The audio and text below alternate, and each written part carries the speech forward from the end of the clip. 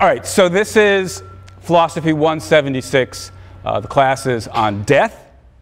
My name is Chi Eng, and the very first thing I want to do is to invite you to call me Shelly. That is, if we meet on the street, you come talk to me during office hours, you ask some question. Shelly's the name that I respond to. I will eventually respond to Professor Kagan, but the synapses take a bit longer for that. It's not the name I immediately recognize. I have found that over the years, fewer and fewer students feel comfortable calling me Shelly. When I was young, it seemed to work. Now I'm gray and august. But as it is, Shelly, if you're comfortable with it, it's the name that I prefer to be called by. Now, as I say, this is a class on death, but it's a philosophy class. And what that means is that the set of topics that we're going to be talking about in this class are not identical to the topics that other classes on death might try to cover. So the first thing I want to do is say something about the things we won't be talking about that you might reasonably expect or hope that a class on death would talk about, so that if this is not the class you were looking for, you still have time to go check out some other class. So here are some things that a class on death could cover that we won't talk about. And what I primarily have in mind are sort of psychological and sociological questions about the nature of death or the phenomenon of death. And so a class on death might well have a discussion of the process of dying and coming to reconcile yourself with the fact that you're going to die. Some of you may know about Elizabeth Kubler-Ross's discussion of the so-called 5 stages of dying. There's denial, and then there's anger, and then there's bargaining. I actually remember the 5 stages. We're not going to talk about that. Similarly, we're not going to talk about the funeral industry in America and how it rips off people, which it does, rips off people in their moments of grief and weakness and overcharges them for the various things that it offers. We're not going to talk about that. We're not going to talk about the process of grieving or bereavement. We're not going to talk about sociological attitudes that we have towards the dying in our culture and how we tend to try to keep the dying hidden from the rest of us. These are all perfectly important topics, but they're not, as I say, topics that we're going to be talking about in this class. So what will we talk about? Well, the things we'll talk about are philosophical questions that arise as we begin to think about the nature of death. Like this. Here's, in broad scope, half the class is going to be, the first half of the class is going to be metaphysics, for those of you who are familiar with the philosophical piece of jargon. And roughly half the class, the second half of the class, is going to be value theory. So the first half of the class is going to be concerned with questions about the nature of death. What happens when we die? Indeed, to get at that question, the first thing we're going to have to think about is, what are we? What kind of an entity is a person? In particular, do we have souls? And for this class, when I talk about a soul, what I'm going to mean is sort of a bit of philosophical jargon, is I'm going to mean something immaterial, something distinct from our bodies. Do we have immaterial souls, something that might survive the death of our body? And if not, what does that imply about the nature of death? What kind of an event is death? What is it for me to survive? What would it mean for me to survive my death? What does it mean for me to survive tonight? That is, somebody's going to be here lecturing to the class on Thursday. Presumably that will be me. What is it for that person who's there on Thursday to be the same person as the person who's sitting here lecturing to you today? These are questions about the nature of personal identity. Pretty clearly, to think about death and continued existence and survival, we have to get clear about the nature of personal identity. These sorts of questions will occupy us for roughly the first half of the semester. And then we'll turn to value questions. if death is the end, is death bad? Now, of course, most of us are immediately and strongly inclined to think that death is bad, but there are a set of philosophical puzzles about how death could be bad. To sort of give you a quick taste, if after my death I won't exist, how could anything be bad for me? How could anything be bad for something that doesn't exist? So how could death be bad? So it's not that the result's going to be I'm going to try to convince you that death isn't bad, but it takes actually a little bit of work to pin down precisely what is it about death that's bad and how can it be death. And is there more than one thing about death that makes it bad? We'll turn to questions like that. If death is bad, then one might wonder, would immortality be a good thing? And that's a question that we'll think about. Or more generally, we'll worry about how should the fact that I'm going to die affect the way I live? What should my attitude be towards my mortality? Should I be afraid of death, for example? Should I despair at the fact that I'm going to die? Finally, we'll turn to questions about suicide. Many of us think that given the valuable and precious thing that life is, suicide makes no sense. You're throwing away the only life you're ever going to have. And so we'll end the semester by thinking about questions along the lines of the rationality and morality of suicide. So roughly speaking, that's where we're going. First half of the class, metaphysics. Second half of the class, value theory. Next thing I need to explain is this. There's, roughly speaking, two ways to do a class, especially an introductory class like this. In approach number one, you simply lay out the various positions, pro and con, and the professor strives to remain neutral, sort of not tip his hand about what he holds. That's sort of approach number one, and sometimes in my intro classes, that's the approach that I take. But the other approach, and the one that I should warn you I'm going to take this semester in this class, is rather different. There's a line that I'm going to be developing, pushing, if you will, or defending in this class. That is to say, there's a certain set of views I hold about the issues that we'll be discussing, and what I'm going to try to do in this class is argue for those views, try to convince you that those views are correct. To help you know sort of ahead of time quickly what those views are, I want to start by describing a set of views that many of you probably believe. So I'm going to give you a cluster of views. Logically speaking, you could believe some of these things and not all of them. But here's a set of views that many of you probably believe, and I imagine most of you believe at least some of these things. So here's the set of common views. First of all, that we have a soul. That is to say, we're not just bodies, we're not just lumps of bone and flesh, but there's a part of us, perhaps the essential part of us, that is something more than the physical, the spiritual, immaterial part of us, which, as I say in this class, we'll call a soul. So most of us, most of you probably believe in soul. Certainly most people in America believe in some sort of immaterial soul. And given this existence of this immaterial soul, it's a possibility, indeed a fair likelihood, that we will survive our deaths. The death will be the destruction of my body, but my soul is immaterial, and so my soul can continue to exist after my death. And whether or not you actually believe in a soul, you hope that there's a soul, so that there'll be this serious possibility of surviving your death. Because death is not only bad, but so horrible that what we would like to have happen is we would like to live forever. And so armed with the soul, as it were, there's at least the possibility of immortality. Immortality would be wonderful. That's what we hope is the case, whether or not we know that it's the case. Immortality would be wonderful. That's why death's so bad. It robs us of immortality.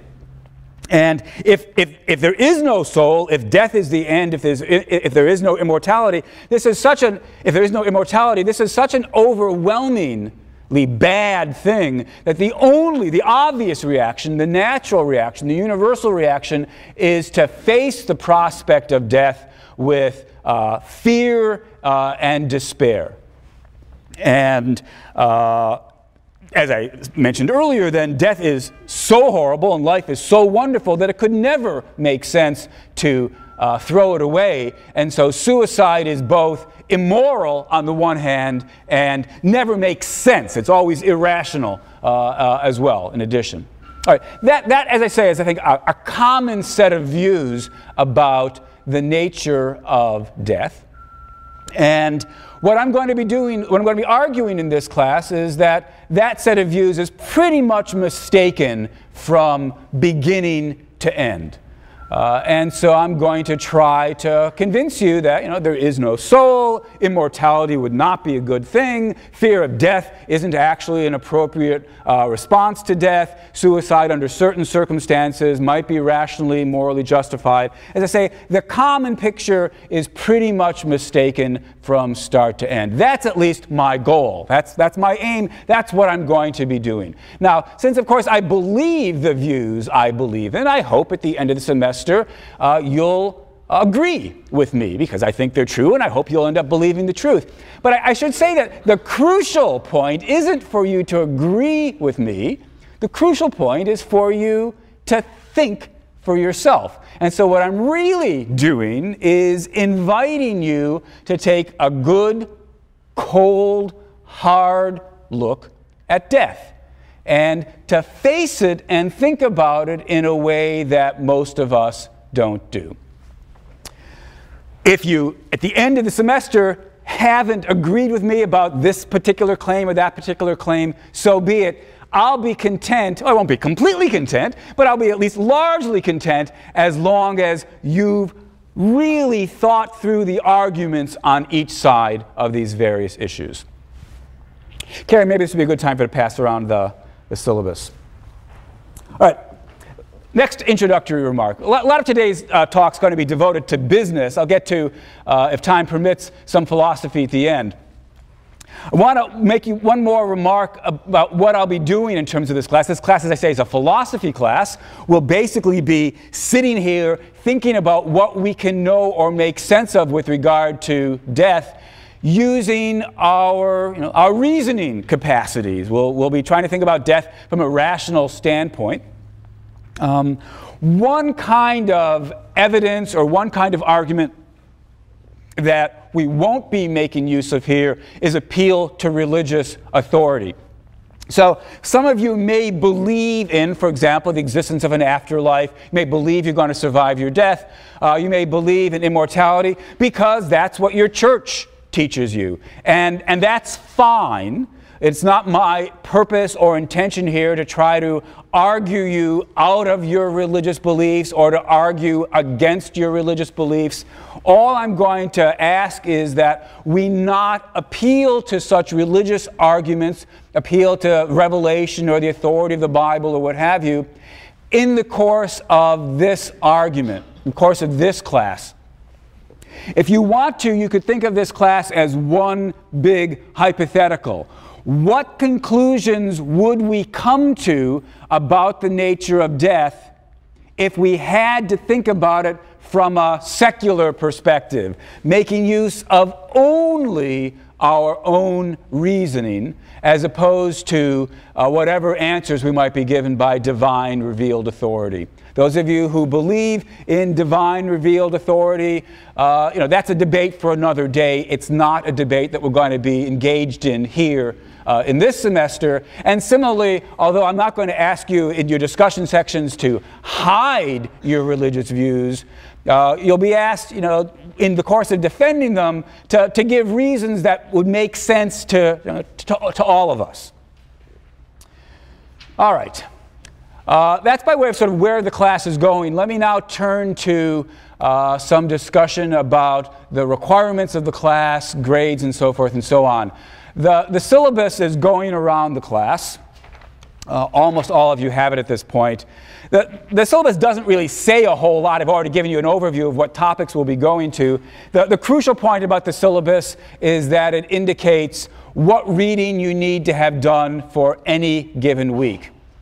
Now, I've done my best to peg the readings to where I will be on that week's lectures, but I don't lecture with lecture notes for the most part. Sometimes they take a little bit longer than I anticipated. Actually, I often take a little bit longer than I anticipated. No doubt at some point I'll fall behind. At some point I may rush to catch up ahead. It won't always be the case that the readings will exactly coincide with where the lectures are at. Nonetheless, in any given week, for the start of that week, you should have done the readings that are listed for that week. The readings on the syllabus simply say the author, and there's a couple of books that are available at the bookstore. There are a larger packet of readings that's available as a course pack at Tycho's. And so for any given week, you can find the reading. One or two cases, maybe just one actually, where I've got more than one article by the given author. I've given the title of the article as well. Shouldn't be difficult to locate the reading for any given week. The format of the class, of course, is a familiar and straightforward one. I'll be sitting here lecturing twice a week, this time 10:30 to 11:20. Once a week, you will break up into discussion sections. The discussion sections will meet for 50 minutes. You, of course, will have a single time. Each one of you will have a single time. There will be different times the discussion sections meet. For the first time, the philosophy department has just switched over to the online discussion section registration system. I'm not 100% certain how that works. I've not used it before. I take it the idea is something like this. Right now, if you were to shop the class, you could find the tentative list of discussion section days and times. So be sure to find some time that works for you. You can't actually register for any of those discussion section times yet, but as of, I think, next week, when you're able to begin your online registration, you will be able to register for any discussion section that still has a slot, still has a space open in it. In fact, you won't be able to finalize your discussion. You won't be able to finalize your registration for your courses until you've actually signed up for an available slot. Once you have registered, if some other slots become available that weren't previously available, I gather you'll be sent some sort of email by the system in case some other time would be better for you. You can put yourself on waiting lists and so forth. It sounds pretty good on paper. Maybe it'll all work smoothly. I've never been through it before. I hope we won't have any problems. But right now, what you want to make sure is that there is a time that's available. I mean, right now, all the times are available, but that there is a time that works for you. Because if you can't find a discussion section that works for you, you won't be able to take this course. Any questions about that? Any questions? I should actually ask, any questions about anything that I've asked or said so far up to this point?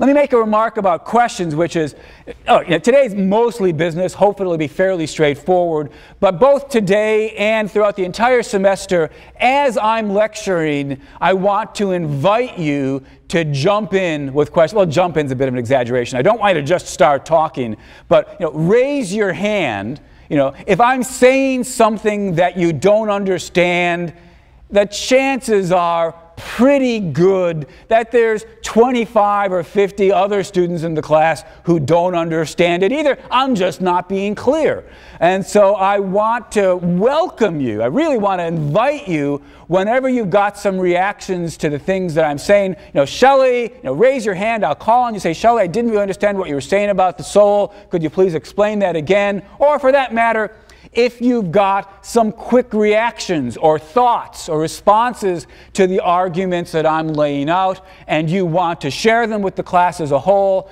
then very much I want to invite you to do this. Now, this class is too big for us to have some, close, intimate conversation between the 150, 180, however many students there are here. That's not going to happen.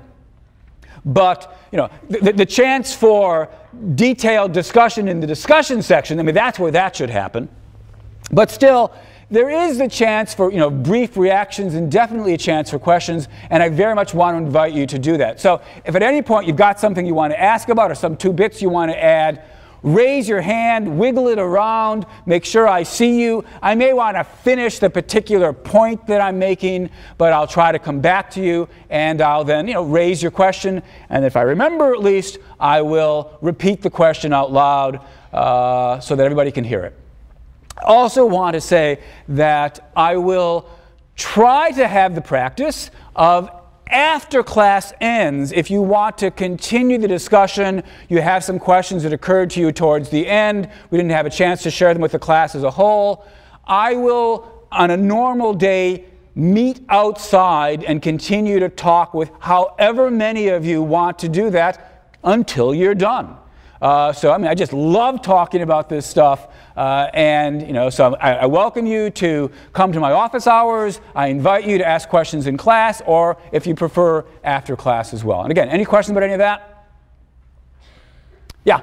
When are your office hours? When are my office hours? That's a great question, and I don't know the answer to it. I haven't planned them yet. On Thursday, start the class by asking me that, and I'll give you an answer. All right. Other bits of business. I should say something about grades. Now, many of you may have heard, many of you may know, and if you don't already know this, I should warn you that I have a reputation around Yale as being a harsh grader. I know this is true. That is, I know I have the reputation, both because I periodically in my student evaluations get told I'm one of Yale's harder graders, and because every now and then the Yale Daily News will have an article about grade inflation, and they'll always ask me, well, Professor Kagan is somebody. Once there was a story on grade inflation that the Yale Daily News began by saying, as Shelley Kagan, parentheses, known at Yale as one of the hardest graders, close parentheses. So I know I've got at least the reputation of being a hard grader. I don't actually know whether it's deserved or not, because Yale does not publish information about what the grading averages are. At other schools I've taught at, there's been information along the lines of, well, the typical grade in an introductory course in the humanities is such and such. Shortly after I came here to Yale, and I started realizing that people thought I was a harder grader than most other Yale professors, I called the administration and asked, do you have this sort of information? And the answer is yes. Will you give it to me? The answer was no. They don't share this information with the Yale faculty. Seems odd. The explanation, of course, actually isn't that hard to come by. The worry is that those of us who are harder graders than average, if the information were published, would feel guilty and sort of ease up on our grading. But those who are easier graders than average will never feel guilty and toughen up. And so the result would be a constant push up with the grades. Anyway, so I don't know for a certainty that I'm a harder grader, but I believe that it's the case based on reactions I get when I give the speech that I'm about to give. Okay, so when I open the blue book, the Yale guideline, the Yale catalog, it's got a page, as you all know, where it says what grades, what letter grades mean at Yale. I didn't actually bring it this year. Sometimes I do, but I've got it pretty much memorized. It says, for example, next to each letter grade, what it means. B, for example, means good. A means excellent, C means satisfactory, right? D is passing, F is failing. B, let's start with B. B means good. Now, the crucial question then is, what does good mean? I take good to mean good. Consequently, if you were to write a good paper for me, that would get a B. And when you get a B from me, now I say me, this is the royal me, because I won't actually be grading your papers. Your papers will be graded by a small army of TAs. But they will grade under my supervision and in keeping with the standards that I ask them to grade with. So when you're pissed off about your grades, the person to take it up with it, well, take it up with them, but eventually you'll want to take it up with me. So when you get a B from us, B doesn't mean, what a piece of crap. B means good job. And so you should be pleased to get a B because it meant you were doing good work, and it's not easy to do good work in philosophy. A means excellent. Now, excellent does not mean publishable. Excellent does not mean you are God's gift to philosophy, right? And so it's crucial to understand it doesn't mean that the only way you're going to get an A is to be God's gift to philosophy. A's mean excellent work for a first class in philosophy. This is an introductory class. It does not presuppose any background in philosophy. Still, to get an A, you've got to show some flair for the subject. You've got to show, not only have you sort of understood the ideas that they've been put forward in the readings and in the lectures and so forth, but you see how to sort of put them together in a paper in a way that shows you've got some aptitude here. You did it in a way that made us take note. That's what we try to reserve A's for. Some of you will end up getting A's, if not at the beginning, by the end of the semester. Many of you will end up getting B's, if not at the beginning, by the end of the semester. Many of you will not start out doing good work. Many of you will start out doing satisfactory work, or, truth be told, less than satisfactory work. Now look, I was an undergraduate once, and I know what it is to write a typical undergraduate paper. You sit down the night before, and you had a couple of ideas. You thought about it maybe for a half an hour, and you meant to get to it sooner, but you had a lot of other things to do, and you throw it off in a couple of hours, and maybe you stay up late, and it's not the worst thing you ever wrote, and it's not the best thing you ever wrote, and it has a couple of nice ideas, but maybe it could be better. It's sort of a satisfactory job. Well, Yale says satisfactory means C. And so, many of you will start off the semester writing that kind of paper. And the fact of the matter is, some of you will start off writing worse papers than that. Because writing a philosophy paper is a difficult thing to learn how to do. It's exercising a set of muscles that a lot of you have not spent a lot of time exercising.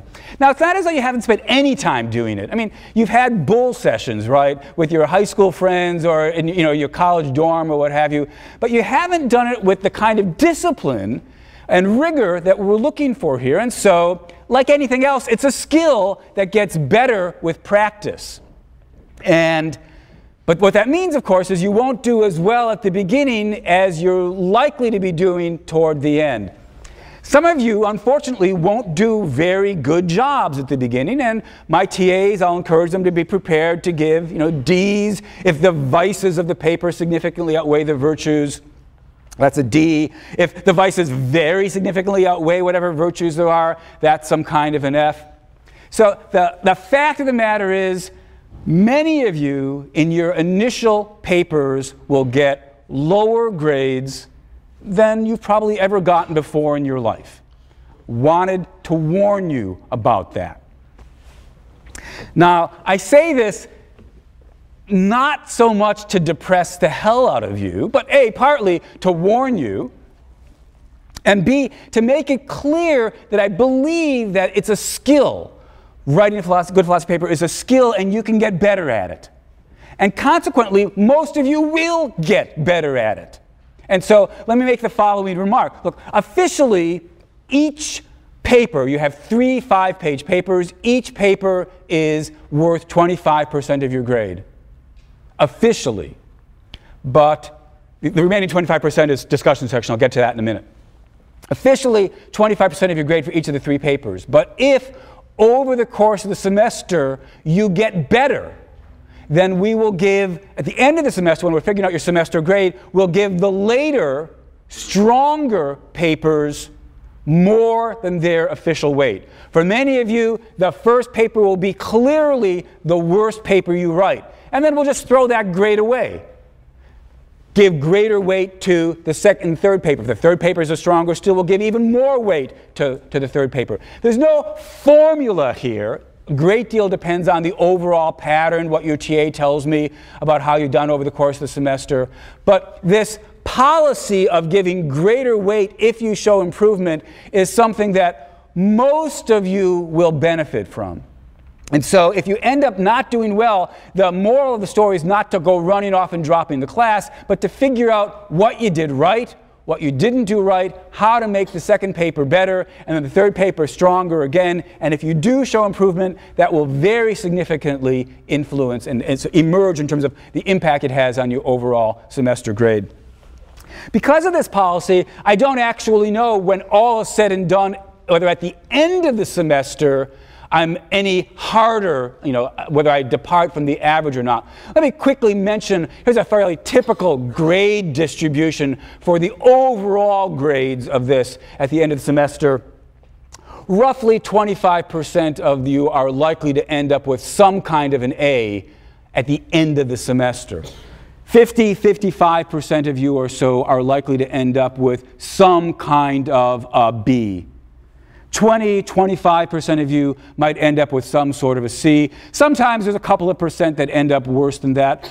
Unsurprisingly, you've got the ability to do decent work in this class, and most of you have the ability to do good work, and some of you have, a fair chunk of you have the ability to do excellent work, though it may take some work on your part to get to that point. The last thing I should say about the grades is, look, why do I do this? It's really, I try to do it as a sign of respect for you. I know that may seem like a surprising thing to say when I've just sort of gone on my little gleeful manner about how I'm going to fail all of you, but I mean, it's worth my saying, you guys are so smart. You're so talented. You've gotten so far on your ability that many of you have learned to coast. And it's not doing you any kind of service to let you continue coasting. My goal here is to be honest with you, right? Say, look, you're smart enough, probably most of you, to pull off some sort of B without breaking into a sweat, at least not a significant sweat. So be it. But it's just lying to you to pretend that that's excellence in philosophy.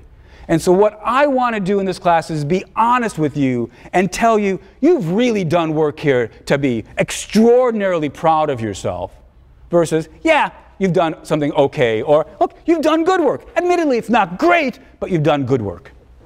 All right, that's 75% of your grade is the papers. The remaining 25% of your grade is based on discussion section.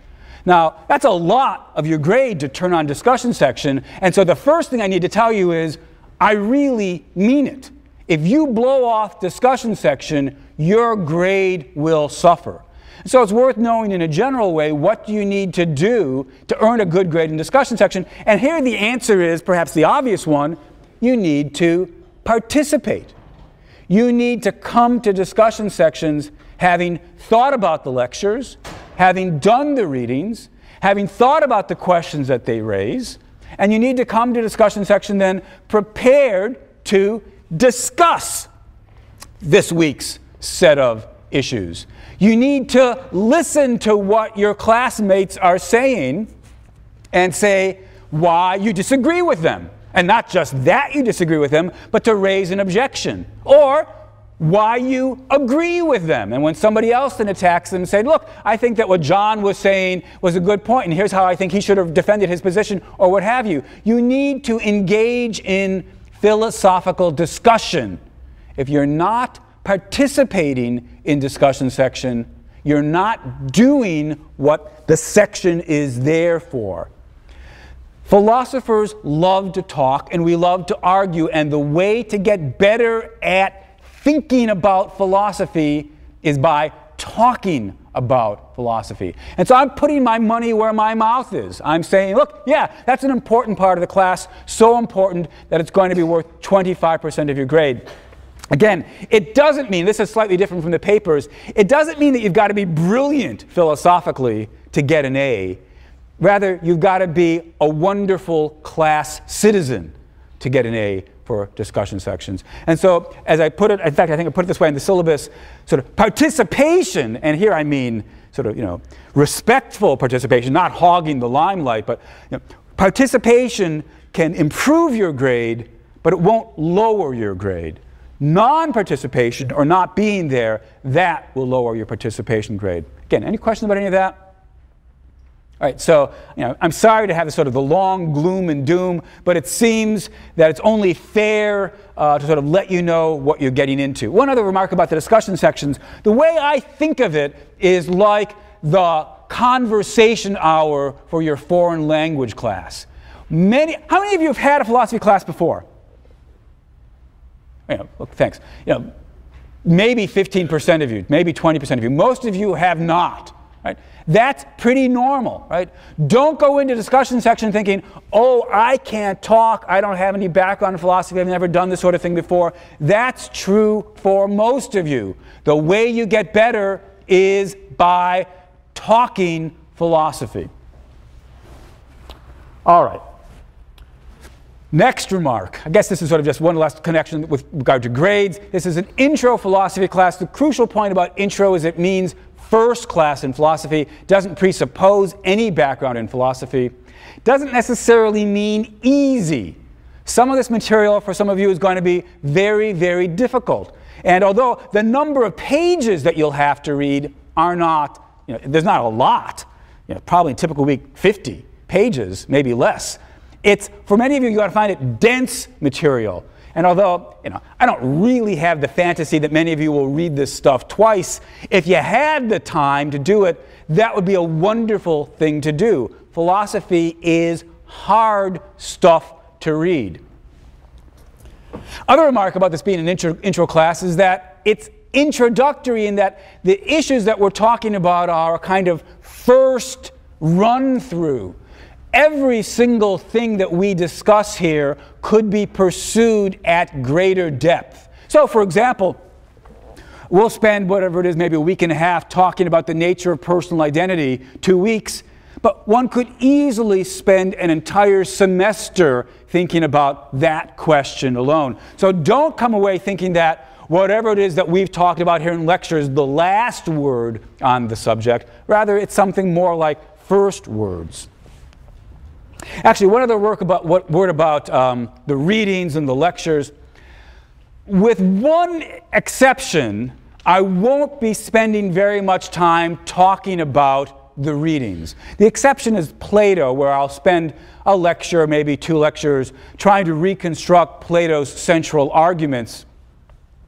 At least the arguments relevant to our class. We'll be reading one of Plato's dialogues.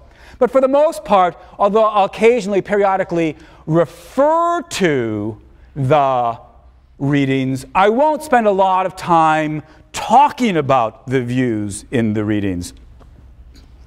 The readings you should think of as complementary to my lectures. The idea is that there's more to say than what I've said, and you'll find some more of what there is to say in the readings. Or there may be positions that I mention but I don't develop because I'm not perhaps sympathetic to them, and you might find somebody who is sympathetic to them, developing them in the readings. The readings are a crucial component of the class. You won't get everything you need simply by coming to the lectures. But it's equally the case that the views that I'll be developing in the lectures are, although not necessarily unique to me, aren't all laid out in the readings. You won't get everything I'm talking about in the lectures if all you do is the readings. They're both parts of the class. All right. I want to end by, we're not close to ending, but the last thing I'm going to do is read aloud some student evaluations. I have found over the years that some students like me, some students don't like me. I don't know how to make this point any clearer than to share with you a sampling of the student evaluations. These are not actually from last spring, but they're typical enough that I was too lazy to make some new quotes. Quote 1. So these are actual quotes from former actual students. 1. The lectures were clear and followed a very logical order. 2. I thought the class was not always organized. 3. I thought it was a very well organized class. 4. Overall, I was unsatisfied with this course. Few substantive conclusions were reached. 5, along the same vein, I think he should avoid saying at the end of each segment of the class, ultimately, you'll have to decide what to think for yourself. I should end the class by saying, you will believe. Okay, actually, I started the class by saying that. You will believe what I believe. 6, it might be improved by presenting other views better and more objectively, since Kagan always ended a particular line of reasoning by defeating the argument if he didn't agree with it. He could be a bit more unbiased and tolerant of other perspectives. 7, lectures were sometimes repetitive or obvious, but occasionally they provided new insights.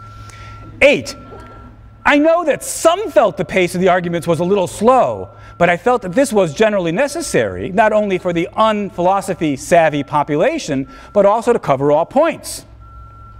9, extremely thorough and thoughtful, receptive to questions, brilliant. I like that one. Often long-winded. 10, he does go around and around the same idea a number of times, which does cut down on the notes for the class, but it can get a little boring. 11, though I've heard students say he often repeats himself, I think this is a merit in a philosophy course in which arguments and thoughts can quickly become confusing.